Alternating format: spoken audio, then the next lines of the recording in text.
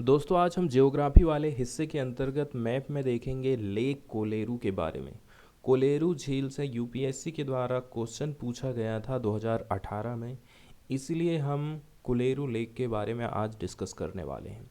सबसे इम्पोर्टेंट चीज़ हो जाती है इसका मैप वाला सेक्शन, क्योंकि यदि मैप आपको ध्यान में है तो आप इसकी लोकेशन को आसानी से बता सकते हैं कि कहाँ पर ये झील लोकेटेड है।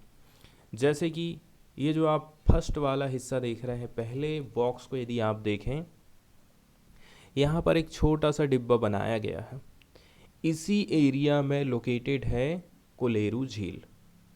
अब आंध्र प्रदेश का ये हिस्सा है। दो रिवर होकर के यहाँ से गुजर रही हैं, एक है गोदावरी रिवर और नीचे तरफ है कृष्णा रिवर। दोनों के बीचों बीच में लोकेटेड है लेक कोलेरू। सबसे नीचे आप जाते हैं, चेन्नई पड़ेगा तमिलनाडु, और उसी के नीचे में, चेन्नई के नीचे में हमको कावेरी रिवर देखने को मिलती है। अब इसी को थोड़ा सा जूम करके यहाँ पर डेल्टा वाले हिस्से को अलग कर दिया गया है। जैसे कि यदि आप नॉर्थ और पूर्व की तरफ में बढ़ते हैं, ऊपर की तरफ में, तो गोदावरी रिवर का डेल्टा पड़ता है, और यदि आप नीचे की तरफ में जाएंगे तो कृष्णा रिवर का डेल्टा बनता है। दोनों के बीच में लोकेटेड है कौन सी झील? लेक कोलेरू। और फिर आगे जाकर के ये बे ऑफ बंगाल में अपना पानी को छोड़ देती है। अब हम सबसे बड़े बॉक्स की बात करते हैं और इस मैप को समझने की कोशिश करते हैं। तो देखिए, ये पूरा पूरा जो एरिया है ये कोलेरू लेक का एरिया बताया गया है। ठीक है, अलग अलग जगह को इसने यहाँ पर मेंशन कर दिया है। तो एक जो पानी का सोर्स है उसका तमिलेरू रिवर, जगह का नाम है इल्लूरू। ठीक है, ये हम बात कर रहे हैं इस लेक के पश्चिमी और नॉर्थ वाले हिस्से की। और जब आप दक्षिण की तरफ में आते हैं और पश्चिम वाले हिस्से की तरफ में जाते हैं तो बूडी मेरू रिवर से ये पानी ले रही है। अब चूंकि कहीं से ये पानी ले रही है और कहीं पर पानी इसका निकल रहा है, इसका मतलब ये है ये फ्रेश वाटर लेक हो गई, जिसको हम मीठे पानी की झील बोलते हैं, ताज़ा पानी की झीलें बोलते हैं। खारे पानी की झीलें वे होती हैं जहाँ पर ना तो इनकम का सोर्स है और ना तो आउट सोर्स है। मतलब यहाँ पर पानी एक जगह इकट्ठा जमा रहता है, बाहर निकलने के लिए इसको रास्ता नहीं मिलता है, इसीलिए यहाँ का जो पानी है वो खारा होता है। तो तमिलेरू रिवर, बूडीमेरू रिवर, ये इसके पानी के सोर्स हैं, और इसका जो पानी खर्च करता है वो है उप्पू तेरू रिवर। मेजर जो सिटीज़ हैं इस लेक के आसपास में जो बसी हुई हैं, जैसे कि नॉर्थ की तरफ में जाते हैं तो एल्लूरू है, नीचे की तरफ साउथ की तरफ और पूर्व की तरफ आए तो आकीवीडू है और काईकालूर। आंध्र प्रदेश की कुछ और भी मेजर लेक्स हैं जो कि काफ़ी इम्पोर्टेंट हो जाती हैं। ठीक है, जैसे कि यदि हम आंध्र प्रदेश के नीचे की तरफ में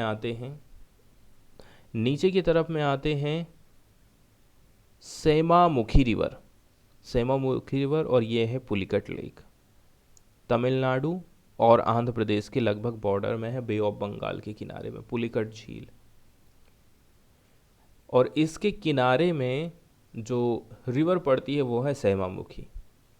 अगली जो रिवर हो गई आपकी वो है पिन्नेरू रिवर।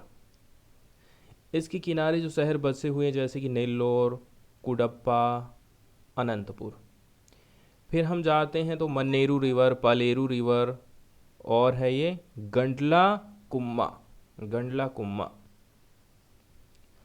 फिर और ऊपर हम जाते हैं कृष्णा रिवर का, ये पूरा कृष्णा रिवर का तंत्र देख रहे हैं। जैसे ये इसकी सहायक नदी हो गई भीमा, कुरनूल इसके किनारे में एक शहर बसा है।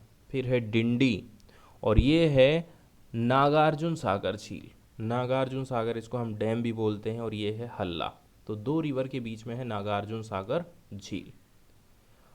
और ये है नालगोंडा सिटी, नागार्जुन सागर के किनारे में है, और हल्ला रिवर और मुंशी रिवर के किनारे में है।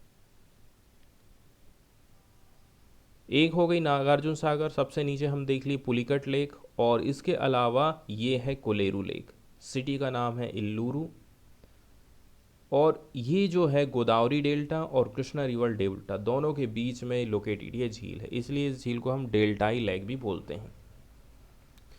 तो गोदावरी रिवर आप देख रहे हैं किस प्रकार से फैली हुई है, कितनी सारी इसकी सहायक नदी है, सबरी रिवर, इंद्रावती रिवर, ठीक है, इसके अलावा प्राणहिता रिवर, और ये रही आपकी गोदावरी रिवर, महाराष्ट्र से निकली है आंध्र प्रदेश होते हुए, ठीक है, कुछ हिस्सा छत्तीसगढ़ में है, और इस प्रकार से ये अपने पानी को बे ऑफ बंगाल में खाली करती है। तो अभी तक जो हम मेजर रिवर देखे हैं आंध्र प्रदेश की, वो 4 मेजर रिवर हैं, कोलेरू, नागार्जुन सागर, निजाम सागर, मेडाक सिटी के किनारे में लोकेटेड है, और नीचे की तरफ यदि हम जाते हैं तो ये पुलिकट लेक पड़ती है।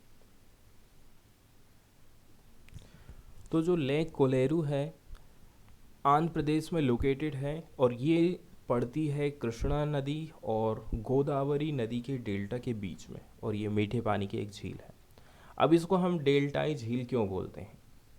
डेल्टाई प्रदेशों में नदी वितरिकाओं के मध्य जो झीलें बनती हैं उन झीलों को हम डेल्टाई झील बोलते हैं। तो ये जो झील का निर्माण हुआ है वो नदी की वितरिका, मतलब दो जो हमारे पास बड़ी बड़ी रिवर हैं उनकी जो छोटी छोटी सहायक नदियां हैं उन्होंने ही इस झील का निर्माण करा है। ऐसी झीलों को डेल्टाई झील कहते हैं, और एग्जाम्पल के तौर पर कोलेरू झील कृष्णा और गोदावरी डेल्टा के बीच में लोकेटेड है। इसकी अब हम टोपोग्राफी की बात करते हैं जो कि सबसे इम्पोर्टेंट हो जाती है, ठीक है, कहाँ पर ये लोकेटेड है, किस प्रकार से इसकी जियोग्राफी है।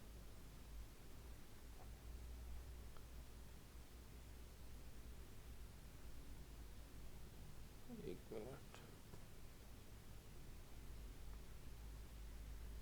तो जो लेक कोलेरू है एक प्रकार से नेचुरल डिप्रेशन माना जाता है। अब नेचुरल डिप्रेशन वर्ड यदि यहाँ पर लिखा है तो इसका मतलब आप ये समझ लीजिए कि ये जो झील है वो नेचुरली है, मतलब इसको हम आर्टिफिशियल झील नहीं कहेंगे, इसका निर्माण इंसान के द्वारा नहीं कराया गया है।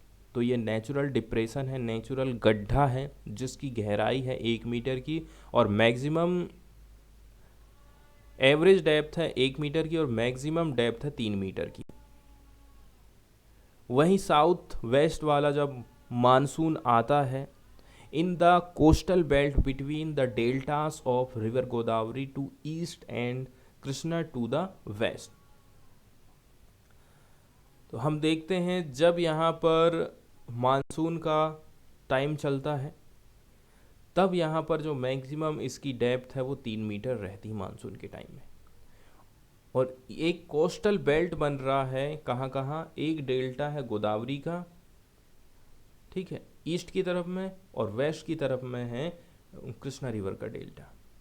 ये लोकेटेड है कुछ, it is located partially in Krishna, कुछ हिस्सा कृष्णा के अंतर्गत है, and west Godavari district of Andhra Pradesh, कुछ हिस्सा कृष्णा में है, कुछ हिस्सा है गोदावरी में।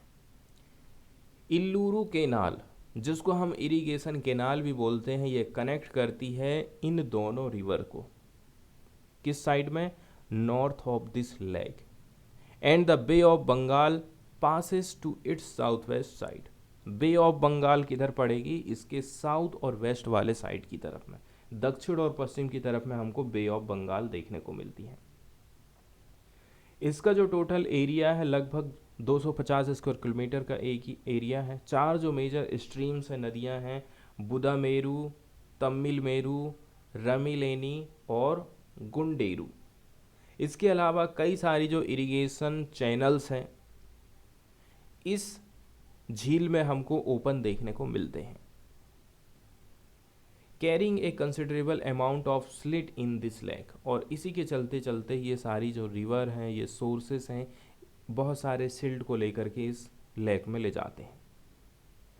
बे ऑफ बंगाल यहाँ से 32 किलोमीटर पड़ता है away, and is connected to this lake by one outlet जिसका नाम है अप्पीतेरू, उप्पुतेरू। उप्पुतेरू रिवर है जो कि इस झील से जुड़ी है। ये झील जाकर के बे ऑफ बंगाल में इसके पानी को खाली करती है।